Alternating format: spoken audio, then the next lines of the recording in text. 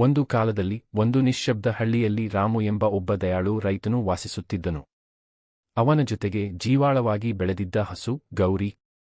ಗೌರಿ ಅವನಿಗೆ ಕೇವಲ ಹಸು ಅಲ್ಲ, ಅವಳಿಗೆ ಅವನು ತಾಜಾ ಹುಲ್ಲು ಕೊಡುತ್ತಿದ್ದ, ಪ್ರೀತಿಯಿಂದ ಮಾತಾಡುತ್ತಿದ್ದ, ಅವಳು ಪ್ರತಿದಿನವೂ ಅತ್ಯುತ್ತಮ ಹಾಲು ಕೊಡುವಳು. ಇದೇ ರಾಮುವಿನ ಜೀವನೋಪಾಯ. ಆದರೆ ಒಂದು ದಿನ ಹಳ್ಳಿಗೆ ಬರಬಂದಿತು. ಹೊಲಗಳು ಒಣಗಿದವು.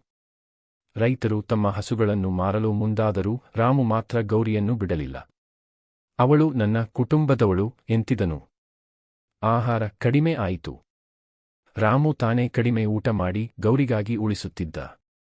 ಅಷ್ಟರಲ್ಲಿ ಒಂದು ದಿನ ಹಳ್ಳಿಗೆ ಒಬ್ಬ ವ್ಯಾಪಾರಿ ಬಂದು ಗೌರಿಯ ಹಾಲು ರುಚಿಸಿ ಆಶ್ಚರ್ಯಪಟ್ಟನು. ಅವನು ರಾಮುವಿಗೆ ಹಾಲಿಗೆ ಉತ್ತಮ ಬೆಲೆ ನೀಡಲು ಒಪ್ಪಿಕೊಂಡನು. ಆ ದಿನದಿಂದ ರಾಮುವಿನ ಜೀವನ ಬದಲಾಗಿದೆ. ಹೊಲಗಳು ಹಸಿರಾಗಿದ್ದವು. ಗೌರಿ ಆರೋಗ್ಯದಿಂದ ಇದ್ದಳು. ರಾಮು ಸಂತೋಷದಿಂದ ಬದುಕುತ್ತಿದ್ದ.